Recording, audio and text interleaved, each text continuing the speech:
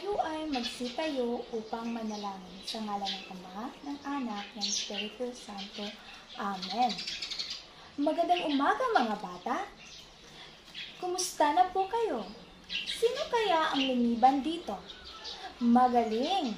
Dahil kayo ay kumpleto sa ngayon.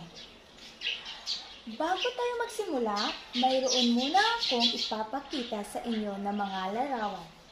Alamin kung ano ang nasa larawan. Tama! Ito ay ang iba't ibang relihiyon sa Timog Asya. Mayroon ako ditong mga kumamot na salita. Humanap ng kaparis at buuhin ninyo ito. Una, Brahman. Ang kahulugan ng Brahman ay ang tagapaglikha. Ascetic. Ito ay asentiko, ito ay isang taong isinuko ang luho sa buhay, namumuhay na payak sa mistulang pulubi at naglilinis ng kaluluwa. Nirvana. Ang kahulugan ng nirvana ay paraiso, kaliwanagan o kaluwalhatian. Ang Kshatriya ay ang namumuno at mandirigma, at ang Vishya ay ang magsasaka, artisano at mangangalakal. Ang ika-6, ang kahulugan ng nirangkar o walang hugis. At ang ika-7 ay Sudra. Ang Sudra ay manggagawa at alipin. Ang ika-8, ang Bodhisattva, ay nangangahulugang isang taong mayroon habag na kalooban. At ang guro ay ito ay ginagamit ng mga Sikh sa pagtukoy ng kanilang banal na aklat. At ang ika-10 ay ang akal o walang hugis. At ngayon, ang unang tatalakayin nating relihiyon ay tungkol sa Hinduism. Ang Hinduismo ay isang pagsama-sama ng maraming mga tradisyon at filosofikal at isinaalang-alang na maraming mga eskular na ang pinakalumang relihiyon sa buong mundo. Ito rin ang pinakalumang relihiyon sa buong mundo. Naitatag ang Hinduism noong unang milyong BCE. May 3 pangunahin o pinakamataas na Diyos ang Hinduism. Ito ay sina Brahma. Si Brahma ang tagalikha, Vishnu ang tagapangalaga, at Shiva ang tagawasak. Bahagi ng Hinduism ang sistemang caste. Ang sistemang ito ay nahahati ang mga tao sa Brahmin, pari at eskular, Kshatriya o namumuno at mandirigma, Vishna ang magsasaka, aristano at mangangalakal. Ang Sudra naman ang manggagawa at alipin. Palabas ng sistemang caste ay ang mga untouchable or outcast. Sila ang nagwawalis ng kalsada, nangungolekta ng basura, maglilinis ng palikuran at nagtatrabaho ng iba pang maruruming gawain. Ang paglapit ng mga untouchable sa mga lugar na ginagalawan ng mga kasapi ng caste tulad ng templo at pampublikong palikuan ay pinagbabawal. Alam niyo ba naniniwala ang mga Hindu sa reinkarnasyon o ang seklo ng kapanganakan at kamatayan? At kapag ang mabuting tao ay tataas ang rangko sa sistema caste sa susunod na buhay, kung ang tao ay masama, bababa ang estado niya sa lipunan at maaari pang maging hayop sa susunod na reinkarnasyon. Ang ikalawang relihiyon sa Timog Asya ay ang Buddhism. Ay kilalang Buddhismo sa filosofikal, relihiyoso at moral na doktrina na itinatag sa India sa ika-6 na siglo. Ito rin ang bagong relihiyon na buo sa India bilang pagtutol sa Hinduism.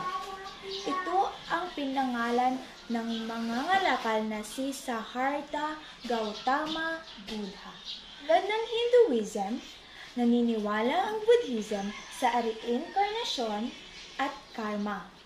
Ang buod ng doktrina ng Buddhism ay ang 4 na katotohanan or Four Noble Truths at ang 8 wastong landas o ang Eightfold Path. Ang 4 na katotohanan ay ang una, ang buhay at paghihirap ay hindi mapaghihiwalay. Ikalawa, ang sanhi ng paghihirap ay pagnanasa, kapangyarihan, kasiyahan at patuloy na pamumuhay. Ikatatlo, maaalis ang paghihirap kung aalis ang pagnanasa. Ikaapat, maaalis ang pagnanasa kung susunod sa 8 wastong landas. At ang 8 wastong landas ay ang tamang pag-iisip, tamang pananaw, tamang intensyon, tamang pagsasalita, tamang pagkilos, tamang hanapbuhay, tamang pagkaunawa, at tamang konsentrasyon. Sa makatuwid, sa Buddhism nakakamtan ang nirvana o paraiso, kaliwanagan o kaluwalhatian sa pamamagitan ng pag-alis ng lahat ng pagnanasa at pagsasagawa ng mga meditasyon. Para kay Buddha, hindi luho at sa buhay at hindi rin asentiko ang sagot, dapat ay middle path o ang gitna ng dalawa na nangangahulugang meditasyon. Ang Buddhism ay nagtayo ng mga templo o monasteryo at mga ritual na seremonya na pinamumunuan ng mga monghe at pare. Alam niyo ba na hati ang Buddhism sa Mahayana Buddhism at Theravada o Hinayana Buddhism? Ang ikatatlong relihiyon ay ang Jainism. Ang Jainism mismo ay nagsimula noong ika-6 na siglo bilang kilusan ng pagreforma sa loob ng Hinduismo. Ito ay isang matandang relihiyon sa mundo na nagmula sa mga antigong India. Tulad ng Hinduism at Buddhism, ang Jainism ay naniniwala sa reinkarnasyon at karma. Matatamo ang tiwala sa pagkilos, sa galit, pagnanasa, kayabangan at pagliniglang. Bawal sa Jainism ang paggamit ng dahas. Mahalaga ang pagkilos sa mapayapang paraan at bawal ang pananakit sa anumang may buhay. Tinawag itong ahimsa o kawalan ng karahasan o non-violence. Ito ang batayang moral ng natunang relihiyon. Bawal ang pagkain ng karne at binibigyan ng mahalagang pansin ang pagiging vegetarian ng mga Jainism. At ang ika-4 na relihiyon sa Timog Asya ay ang Sikhism. Ang Sikhism ay ang relihiyon ng mga Sikh na tao. Ang Sikhism ay batay sa matapat na pamumuhay hangad nito na bumuo ng isang relihiyon na pagkakapatiran. Itinatag ang Sikhism ni Baba Nanak na higit na kilala sa pangalang Guru Nanak. Ang Diyos ng mga Sikh ay tinatawag nilang Guru Nanak bilang nirangka o walang hugis. At naniniwala ang mga Sikh na ang Diyos ay hindi maaaring magkatawang tao. Sa Sikhism, ang pangunahing nais ng tao ay ang sirain ang siklo ng kapanganakan at kamatayan at makiisa sa Diyos. At naniniwala ang mga Sikh na ang Diyos ay hindi maaaring magkatawang tao. Sa Sikhism, ang pangunahing nais ng tao ay ang sirain ang siklo ng kapanganakan at kamatayan at makiisa sa Diyos. At may 5 pangunahing bisyo o 5 cardinal vices. Ito ay pagnanasa o pangsekswal, galit, kasakiman, pagkamakamundo at at may 5 pangunahing bisyo o 5 cardinal vices. Ang una ay ang pagnanasang pangsekswal, galit, kasakiman, pagkamakamundo at kahambugan. At may 5 pangunahing bisyo o 5 cardinal vices. Ang una ay pagnanasa, pangsekswal, ikalawa, galit, ikatatlo, kasakiman, ikaapat, pagkamakamundo, at ikalima, ang kahambugan.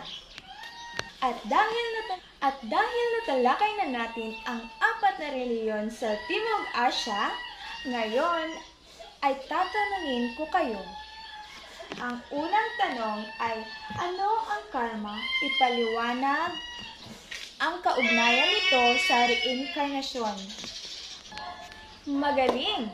Tama ang inyong mga kasagutan. At ngayon, ang ikalawang tanong ay ang isa-isahin ang 4 na katotohanan at 8 gustong landas. Okay. Mahusay! Dahil na isa-isa ninyo ang 4 sa katotohanan at 8 gustong landas. At ngayon, ang ikatatlong tanong ay, ano ang ahemsa? Ipaliwanag. Tama. Dahil kayo ay nakikinig. Tama ang inyong mga paliwanag tungkol sa ahemsa. At dahil dyan, kayo ay nakikinig sa ating leksyon ngayon. At ngayon, bumuo ng 4 na grupo at bawat pangkat ay bibigyan ng tag-iisang papel na may tanong tungkol sa reliyon sa Timog Asya. Pangkat 1, pangkat 2, pangkat 3, pangkat 4. Okay na. 3, go. Okay, group 1. Pumunta na kayo sa harapan upang isiwalat ang inyong mga sagot. Tama. Group 2. Magaling. Group 3. Mahusay. Group 4. Tama. Okay. Ngayon, kumuha ng isang kapat na papel at basahin at unawain ang bawat pangungusap, piliin ang tamang sagot. Okay. Ipasa ang mga papel sa harapan. At ngayon, kumuha ng kwaderno at isulat ang inyong takdang aralin. Tumayo ang lahat para sa panalangin. Sa ngalan ng Ama, ng Anak, ng Espiritu Santo. Amen. All for day, my God, my Jesus, all for day. Amen. In the name of the Father, the Son, the Holy Spirit. Amen. Paalam mga bata.